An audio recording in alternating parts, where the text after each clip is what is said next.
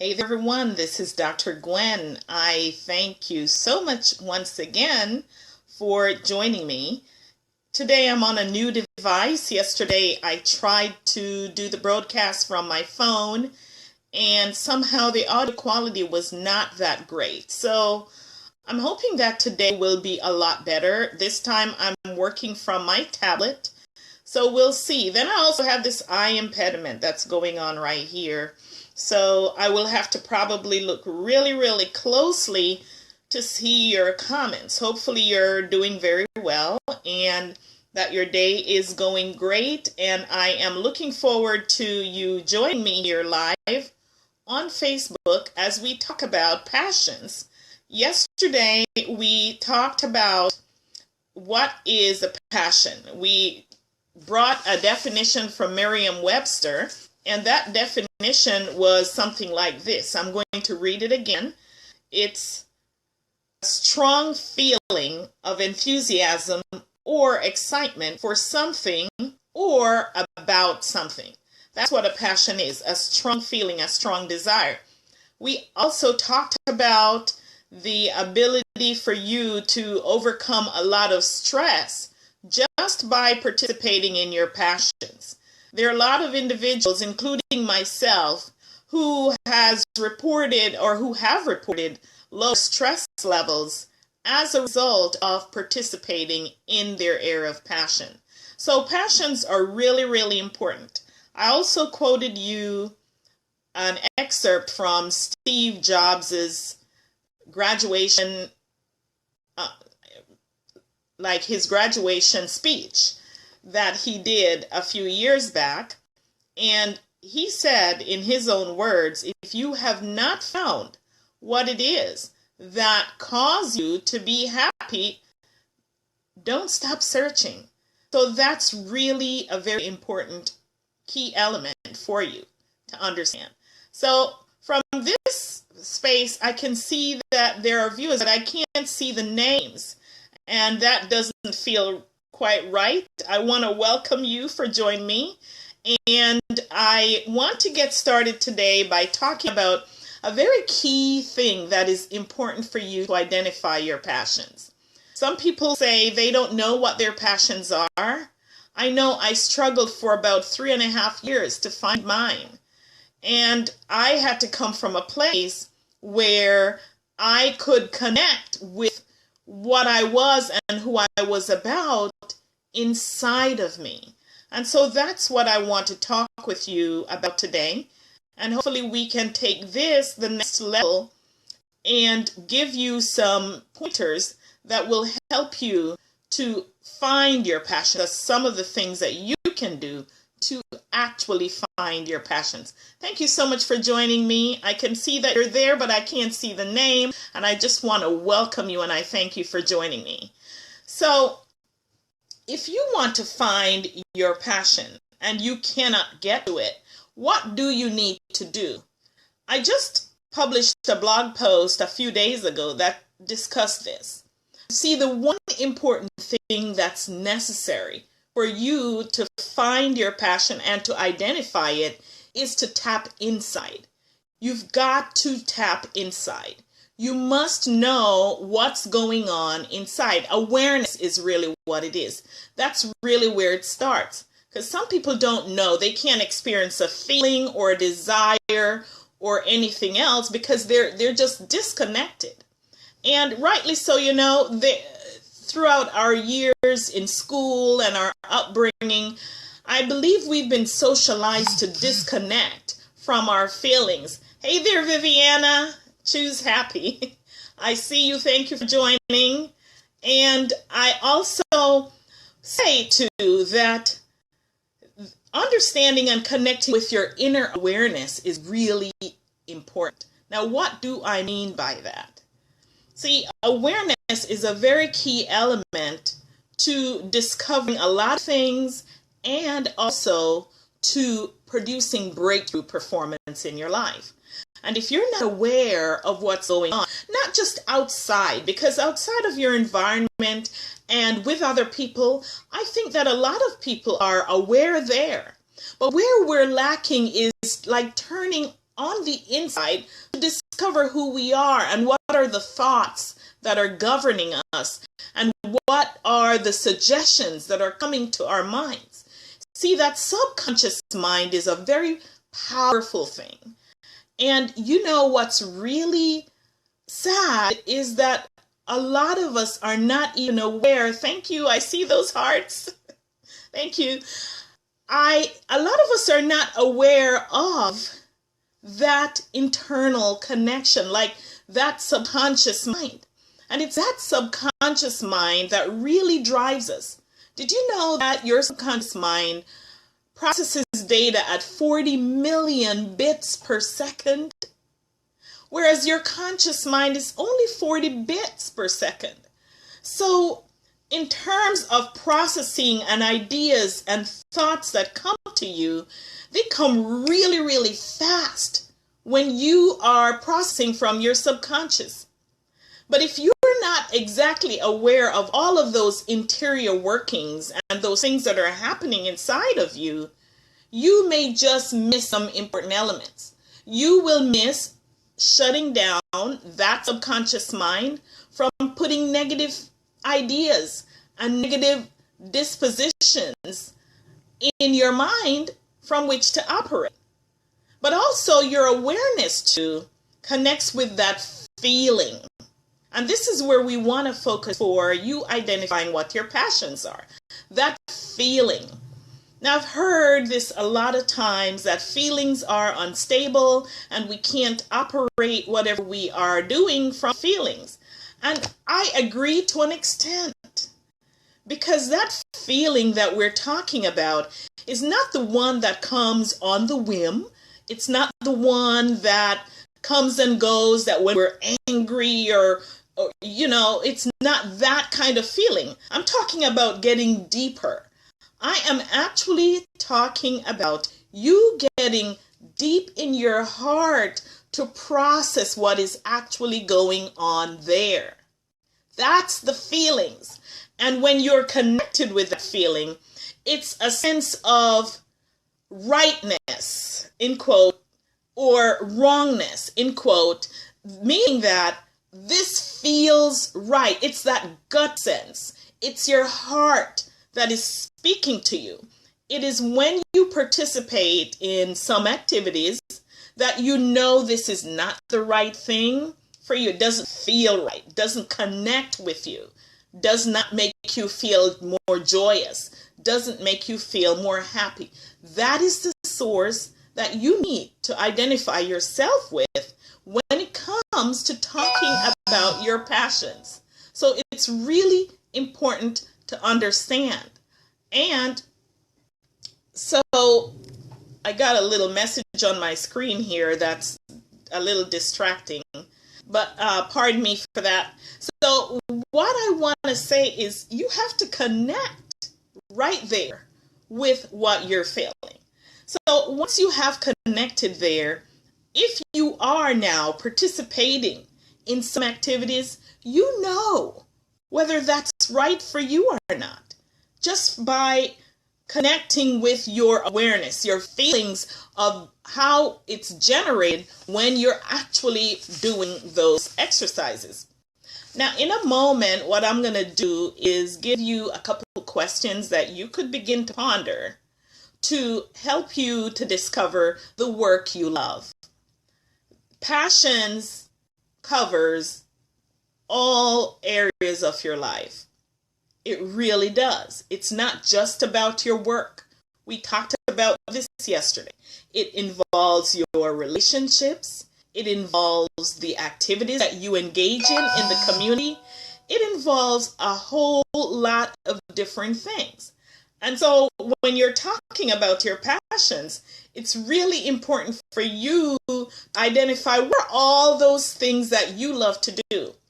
Because if you're really looking for something that's going to energize you and that's going to cause you to feel really great about yourself, you have to connect with what makes you feel happy and what makes you feel good.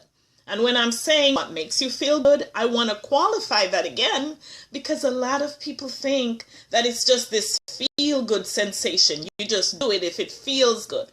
Once again, I'm talking about the deeper sense, the deeper connection, that heart space where you know it's a feeling of clarity and peace when you have connected there. That's what I'm talking about.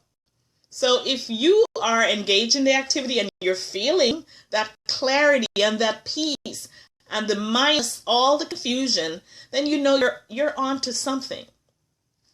Now, there are a few questions that you can begin to ask yourself when it actually comes to finding the work you love. And as I was saying, finding the work you love should engage not just work, but all aspects of your life. We've had people who have potato guns. Making potato guns is their passion. And do you know what they've done? They've turned that into a lucrative business. Now, who would have thought that potato guns is something that someone could make a business from, right? But people, if you love what you do, you can typically find other people who also love what you do. And you can train them or teach them something about what you love to do. And that's really what it is in terms of taking your passions and bringing it into work or to business. In fact, what I want to recommend before I give you the questions about finding your passions, what I want to recommend is that you really seriously consider, if you have a job that you absolutely hate right now and you don't think that there is another possible option for you. Here's one. I'm going to challenge you to consider that you can start something for yourself on your own. You don't have to wait for anybody else's permission to do that, right? You only need to approve that. And you can come from that space of doing something that actually works for you, that's going to help you to generate income, that's going to make you feel happy, that's going to consequently reduce your stress level so that you can feel really great about what you're about. So what if you want to find your work passion? There are some things that you can do. Of course, if you're participating in the activities themselves, tuning into your awareness and that inner voice, that channel, that heart space, that feeling space. When you tune into there, you will get a sensation of whether or not you're actually liking what you do. Because when you really think about it, let me ask you a question. How do you know when you're happy? Or how do you know when you are sad? How? Isn't it your feelings that gauge you, that tells you whether or not you are happy or you're sad? It's your feelings that tell you that you're happy or sad. So wouldn't it make sense, if you want to find out what you really, really love to do, that you would engage your feelings? A lot of times we engage our thoughts, our mind. And what this does is it messes up the equation. Because what's in here is based on what other people have said to you, what you've been taught to do, or what you've read or what you've seen happen to someone. It's filled with limitations. So you don't want to come from your thoughts when you are really thinking about what you love. Because you can start thinking, well, if I do this passion, then it will allow me to achieve this goal. That's not where you want to come from at all. Just trust that when you are operating inside of your passions, that it will work out as long as you trust and you come from that space of implementing all the things you know to implement. So don't get into your mind when you're trying to figure your passions. It only complicates the matter. Trust me, I've been there 3.5 years wandering in the wilderness, trying to figure out what it is that I love. You know what? The amazing thing was that my passions actually were there before. I'm sorry, I lost you a little bit. What I want to do is to grab this 1 second. So give me 1 moment, please, because I really want to get to this next piece, which is really important for you. Okay, so here we are, we're still live, and now what I want to do is to get to the questions. Like, what questions can you ask yourself to help you to arrive there? I've got some written down, and let's just work through them. Well, the first thing you want to know is quite obvious. What are the things that you do that when you do them, you feel like time has stopped or time is standing still? What are they? What are those things that cause you to feel that you're losing control of time and you really don't care? You could do them for as long as you wish. And what are some things inside you that make you really angry? Like, is there something that really gets your feathers ruffled? You know, are you passionate about something? Like maybe child trafficking. I've got a couple friends who are really passionate about that. And they have started nonprofits as a result. But what is it for you? What are some of those things that would cause you to feel very passionate about it? And you notice you can take something that's negative and turn it around and make it a positive. Maybe you are just an advocate for the underdog. Being an advocate for the underdog is a wonderful way. What are some things you love to do as a child that now you've given up on? You see, when I told you it took me 3.5 years to find my passions, again, I put in the word again. Because when I was younger, I did know what it was. I did. And what I discovered was that I rationalized and I thought the whole thing away. And then I had to get back to the place to identify. When I came back around to it, I was completely in shock that I'd wasted so many years trying to come to something that I already knew inside of me. So really trust your heart. Then what are some things in life that really makes you happy, ecstatic, joyous? Those are some questions that you can ask yourself. Okay, and what parts of the current job that you have do you really love? If you have a job right now, what parts of it do you really love? What parts of it are you really enjoying? And why does this particular work and not something else motivate you? Why? You really want to get to the source of that, because that will get to the source of your motivation. So those are some questions. Now, once you have those questions, I invite you to make a list of all of those. Then I'm going to send you on a little mission again. And this time, sometimes there are areas in your life that others see and you don't see. Like you are blind to it. We say they're in your blind spot. So go out and find 5 people to talk to and ask them, what are some things you think that I do really well, much better than other people? Ask them that and listen to what they're saying. Maybe they're going to tell you things that you already know. That would be confirmation for you. But I want to very quickly add this in, that no one, absolutely no one, can tell you what your passions are. Nobody. You are the only person who can tell you what your passions are. And you know why? Because it has to connect with here. Must connect with your heart. If someone is telling you to do something and you feel that it's not right for you, don't accept it. It is not right for you.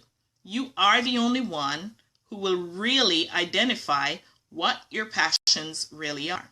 So once you have those questions and you've made the list, then now you can make the comparison. Make a comparison between the list you have made and the list that someone else has given you, or those 5 individuals have given you. And this is where I think I want to stop. There is a lot more. This is just the tip of the iceberg. And tomorrow when I come back, I'm going to share with you some resources. One is a matrix and one is what I call the magic money matrix. I'm also going to give you some resources of some books that you can read that will help you to come to an idea of now what you can do once you've found that passion. Tomorrow, what we're going to do is we're going to talk about what now if you have more than one passions. How do you actually sort between the 2 or 3 or 4? How do you really know which one it is? Because deep in your heart knows which one you like. And the reason why you are getting really confused right now is because you're up in here. You're reasoning it and you're thinking, well, this one may not give me as much benefit as this one will. And that's not the place to come from when you are really, truly trying to find your passions.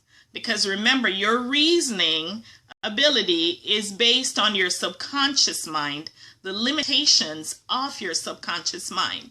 So really what you want to do is not come from that place of your subconscious mind when you're trying to figure this out. You want to come deep from your heart. And your heart will never, ever lead you in the wrong place.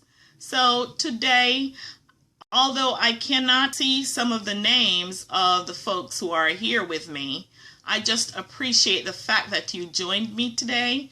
And tomorrow I'll be back here at 3 p.m. and I'll be going over how do you sort when you have more than one passions. What do you do about it? And hopefully you will join me, and then I'll be sharing some additional resources that will help you to clarify your passions. Let's get this thing done. This statistic is too mind-boggling. 70 to 80% of people hate their jobs. Why? It doesn't have to be that way. I'm on a mission to transform that in whatever way that I can. And I hope that once you have discovered your passion, that you'll do the next thing to take that passion up and to use it to motivate others, to bring joy to other people's lives.